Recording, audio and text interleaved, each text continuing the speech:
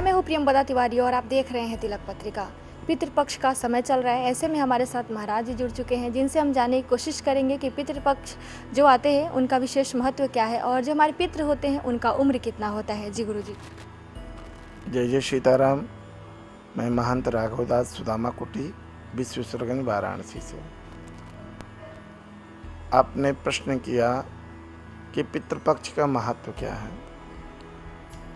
देखिए, दो देवता हमारे में प्रधान होते हैं। पहले कुल देवता, फिर दूसरे पितृ देवता।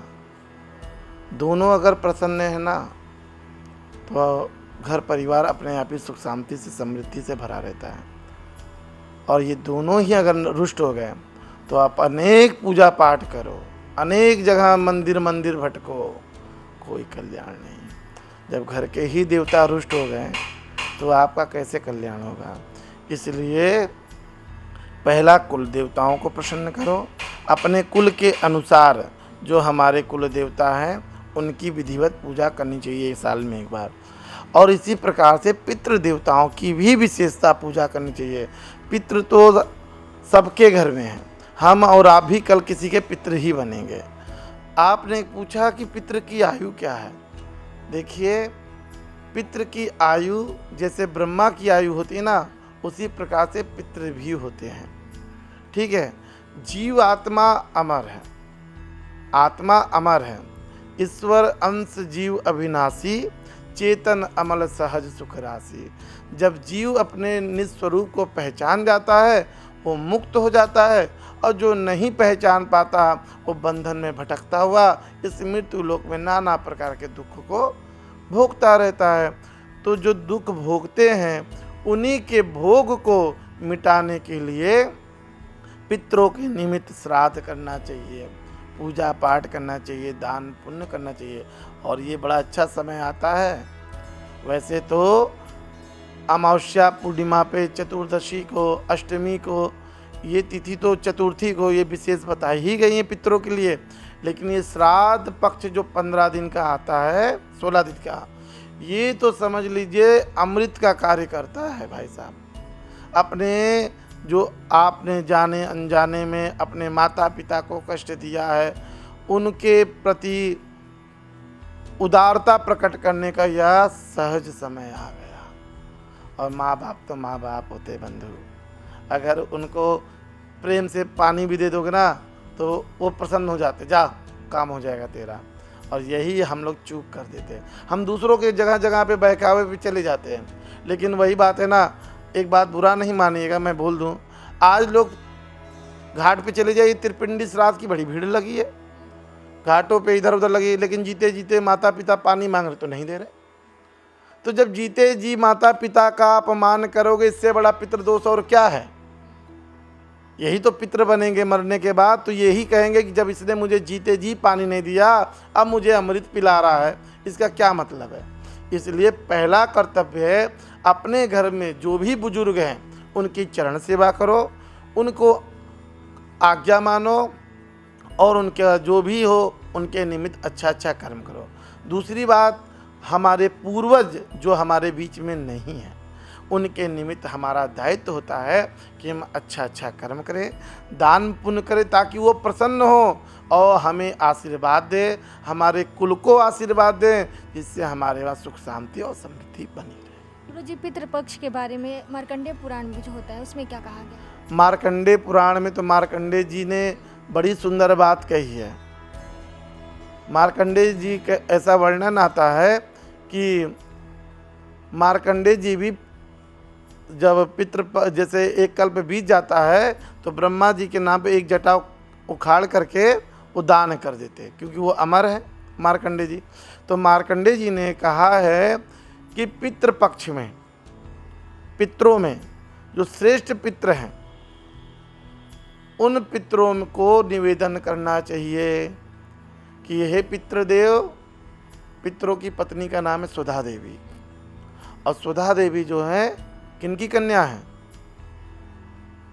सुधा देवी जो है, जिसे स्वाहा सुधा, ये है दक्ष प्रजापति की कन्या। दक्ष प्रजापति की 16 कन्या है, 13 तो धर्म को ब्याही, एक कन्या अग्नि को, जिसका नाम है स्वाग्नि में स्वाहा स्वा करते हैं ना, तो अग्नि को दी, और एक कन्या पितरों को दी गई, जिसका नाम था अर्यमा नाम के पितर को सुधा नाम की कन्या दी गई। उसी से हमारे वहाँ ये पितृ जो हैं अन्न को प्राप्त करते हैं।